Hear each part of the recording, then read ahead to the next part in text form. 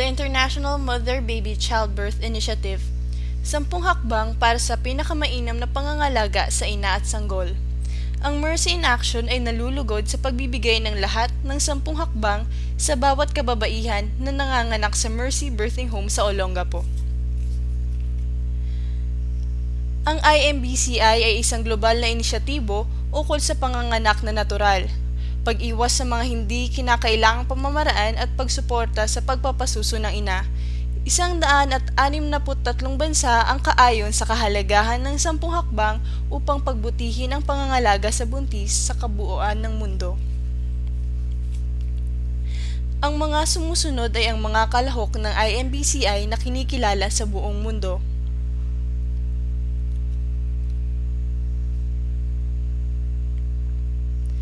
Pagpapaunlad ng IMBCI. Aming ipinagmamalaki ang isang karagdagan sa mga nasabing inisyatibo tulad ng Safe Motherhood ng World Health Organization at Baby Friendly ng UNICEF. Ang IMBCI ay tumutulong din sa pag-abot ng pangkaunlarang layunin ng milenyo ng pagbawas ng bilang ng mga ina at sanggol na namamatay sa kapanganakan. Ang Mercy in Action ay ang una sa paghahatid ng 10 hakbang sa Olongapo, Philippines. Isang malugod na pagbati. Mercy in Action, ang 10 hakbang ng International Mother-Baby Childbirth Initiative. Unang hakbang, itrato ang bawat babae ng may respeto at dignidad. Paalaman siya ng mabuti at isali sa bawat desisyong gagawin tungkol sa pangangalaga sa kanya at sa kanyang sanggol gamit ang kanyang wika, at pagbibigay sa kanya ng karapatang tumanggi o pumayag dito. Kinakailangan ninyong bumisita sa klinik para sa check-up na hindi bababa sa 4 na beses habang kayo ay nagbubuntis. Tuturuan namin kayo tungkol sa pagbabago ng inyong katawan at ng inyong sanggol. Ang bawat ina ay tatanggap ng libreng vitamins upang inumin araw-araw. Kayo ay bibigyan rin ng gamot para sa mga bulate na dahilan ng malalang anemia. Ikalawang hakbang, ang pagkakaroon ng kaalaman sa pagpapaanak at ang paggamit nito sa pagpapabuti ng normal na pagbubuntis, paglilabor, panganganak, pagpapasuso, at pagpapainam ng kalusugan pagkatapos manganak. Kami ay nagbibigay ng kalidad na midwifery care at pagsasanay sa mga midwife. Ang aming mga midwife ay nandito upang kayo ay serbisyuhan at kayo ay tulungan sa inyong ligtas at masayang panganganak. Kami ay nagbibigay ng lahat ng pangalaga sa buntis kasama na ang newborn exam. Aalalayan namin kayo sa pagpapasuso pagkatapos ninyong mismong manganak. Ikatlong hakbang, ipaalam sa ina ang benepisyo ng tuloy-tuloy na suporta habang nagle-labor at habang nanganganak. Dapat rin siguruhin ng ina na natatanggap niya ang kanyang karapatan na magkaroon ng suporta mula sa gugustuhin niyang makasama tulad ng kanyang asawa, miyembro ng pamilya, dula o iba pa. Ang inyong mapipiling kasama ay nandiyan para kayo ay tulungan at kalingain habang labor at maaaring makasama habang kayo ay nanganganak. Kung maaari po ay magdala kayo ng isang kasamahang babae o ang inyong asawa kung gusto niyang pumunta, ngunit importante ang isang kasamahang babae. Ika-4 na hakbang, pagbibigay ng kalinga na hindi gumagamit ng hindi kinakailangan na gamot at pagbibigay rin ng mga paraan upang ibisan ang sakit ng pagle-labor. Ipapaliwanag ang mga benepisyo nito sa normal na panganganak at pag-iwas sa mga pinsala. Ang mga ina ay maaaring makatanggap ng masahe o iba pang mga paraan upang ibisan ang sakit ng panganganak. Ang mga ina ay maaaring kumain at uminom upang hindi manghina habang nagle-labor. Isa sa mga kagandahan ng panganganak sa Mercy in Action ay maibabahagi ninyo ang inyong bagong silang na anak sa inyong mga kapamilya. Hindi namin inihihiwalay ang mga ina sa kanilang sanggol o sa kanilang pamilya. Ikalimang hakbang, pagbibigay ng mga kasanayan na napatunayan ng ikabubuti ng normal na paglilabor, panganganak at matapos ang panganak na tinatawag rin postpartum period. Isa sa mga kasanayang benepisyal ang pag-aalalay sa ina upang siya ay makapaglakad-lakad at pag-assist sa kanya sa posisyong nais niya, tulad ng pag-upo, pag-squat, pagdapa gamit ang tuhod at kamay. Kasama rin dito ang pagbibigay ng mga kagamitan na tutulong kung nais ng ina ang upright position. Ang mga halimbawa ng upright position na kagamitan ay ang birthing balls, birthing chairs at tubig. Isa pang kasanayang napatunayang benepisyal ay ang pagtabi ng sanggol sa ina. Ito ay nakatutulong sa pagbibigay ng init na kinakailangan ng bata, ugnayan ng anak at ina, pagsisimula ng pagpapasuso at pagpapasigla ng sanggol, pati na rin ang paninigurado na ang ina at sanggol ay hindi paghihiwalayin. Isa pang kasanayang napatunayang benepisyal ay ang pagbibigay ng oras bago putulin ang pusod ng bata sa placenta o inunan. Ito ay upang magamit pa ng sanggol ang dugo, oxygen, stem cells at mga sustansya na nasa inunan. Ito ay paraan na rin upang iwasan ang tetanus sa bagong panganak na sanggol.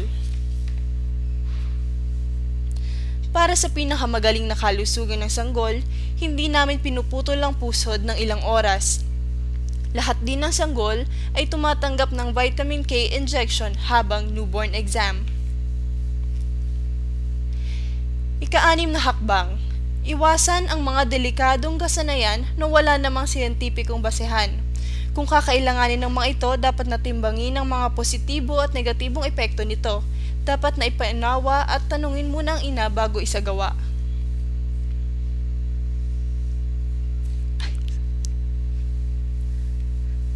Disclaimer: ang mga sumusunod na litrato ay kinuha sa ibang mga ospital at clinics. Ang Mercy in Action ay hindi gumagamit o nagmumungkahi ng mga ganitong delikadong kasanayan.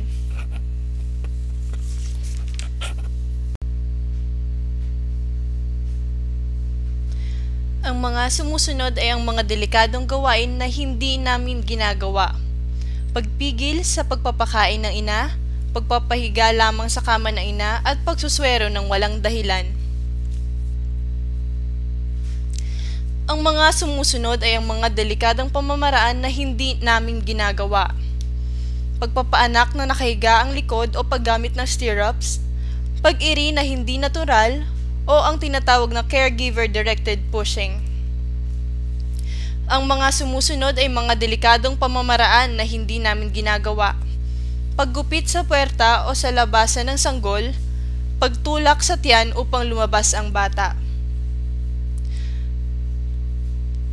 Ang mga sumusunod ay ang mga delikadong pamamaraan na hindi namin ginagawa. Hindi kinakailangang paulit-ulit na cesarean section. Ang mga sumusunod ay ang mga delikadong pamamaraan na hindi namin ginagawa. Paghigop sa bibig ng bata, pagputol kaagad ng pusod. Ang mga sumusunod ay ang mga delikadong pamamaraan na hindi namin ginagawa. Pagbibigay ng pagpapahilab na hindi kailangan at paulit-ulit na vaginal check-up. Ang mga sumusunod ay mga delikadong pamamaraan na hindi namin ginagawa. Paghihiwalay ng sanggol sa ina. Ika-7 hakbang, pagsasagawa ng mga paraan upang pagbutihin ang kalusugan at iwasan ang mga emergencies, sakit at kamatayan ng ina at sanggol. Mga paraan ng pagpapabuti ng kalusugan at pag-iwas sa sakit. Pagbibigay ng edukasyon at access sa paraan ng pag-iwas sa sakit tulad ng malaria at HIV/AIDS prevention and treatment, at pati na ang bakuna laban sa tetanus toxoid. Libreng test sa Hepa B, HIV at iba pang impeksyon. Magbasa dito ng mga libro tungkol sa pagkakaroon ng ligtas at banayad na panganganak. Mga paraan ng pagpapabuti ng kalusugan at pag-iwas sa sakit. Pagbibigay ng supportive na pangangalaga bago at pagkatapos manganak. May pangangalaga ring ibinibigay sa bagong silang na anak na sisiguraduhin ang pisikal at emosyonal na kalusugan ng ina at anak sa konteksto ng relasyon ng pamilya at komunidad. Ang mga pamilya ay malunggod na tinatanggap tuwing check-up at matapos ang panganganak. Ikawalong hakbang, pagbibigay ng tamang panggagamot sa mga emergencies tuwing may mga delikadong komplikasyon. Sinisigurado rin na ang lahat ng mga manggagawa sa paanakan ay nag-aaral at may sapat na kaalaman para sa ganitong mga sitwasyon upang magamot ang ina at sanggol. Mayroon kaming oxygen at kagamitan pang resuscitate kung kinakailangan. Ang anti-shock na gamit na ito kasama na rin ang swero ay maaaring makapagligtas sa buhay ng inang nagdurugo.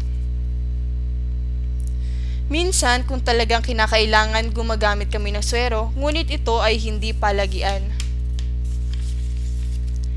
Ikasyam na hakbang, pagbibigay ng tuloy-tuloy na kalinga sa ina at bagong panganak na sanggol, katulong ang lahat ng healthcare providers, mga institusyon at organisasyon. Sakaling may mga emergencies, kayo'y ihahatid namin sa ospital. Lahat ay pinapanatiling malinis sa inyong panganganak. Kinakailangan ng tulong ng inyong asawa sa paglalaba matapos ang panganganak. Ang mga midwife ay bibisita sa inyong bahay para sa check-up pagkatapos ng panganganak. Ikasampung hakbang, pagsunod sa WHO, UNICEF Baby Friendly Hospital Initiative gamit ang 10 hakbang sa matagumpay na pagpapasuso.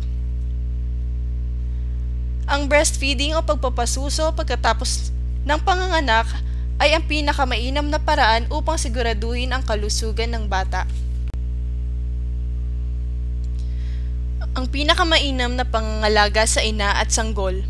Ang pinakamainam na pangangalaga sa ina at sanggol na isinasakatuparan sa inisyatibong ito ay nagtataguyod ng kalusugan ng lahat ng ina at sanggol habang nagbubuntis, nanganganak at nagpapasuso. Ang layunin nito ay ang pagkakaroon ng pinakamahusay na pamantayan sa pangangalaga sa buntis. Disclaimer: hindi kami kumukuha ng video o litrato tuwing may nanganganak upang proteksyonan ang inyong privacy. Kaya naman naghanap kami ng videos mula sa ibang bansa upang magturo ng mga benepisyal na posisyon habang nanganganak. Ang mga sumusunod ay mula sa Brazil, Spain at South America. Ang paghiga ng nakatagilid ay mas ligtas kaysa sa nakatihaya.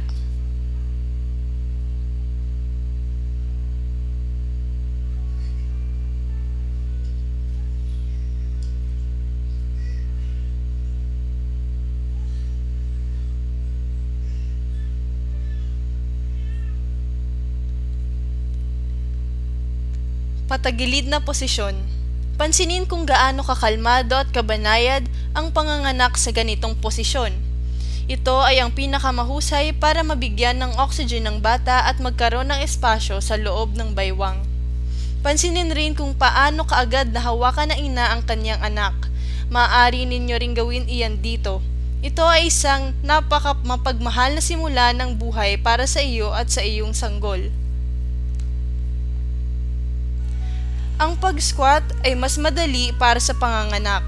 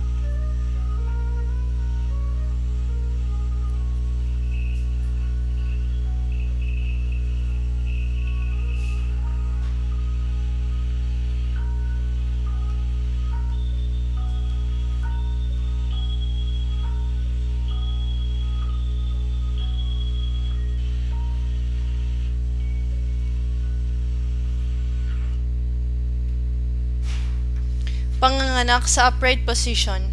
Pansinin na ang inang naka-upright ay natutulungan ng gravity sa panganganak. Mas madaling maakay ng ina ang anak at simulan siyang pasusuhin sa ganitong posisyon. Maaari kang manganak na nakasquat o sa aming birth stool para mapadali ang lahat. Ipaalam lamang sa amin kung nais niyong gumamit ng birth stool o kung kailangan ninyo ng tulong sa pag-squat. Ang panganganak sa tubig ay maaaring maibsan ng sakit ng panganganak at mapadali ito.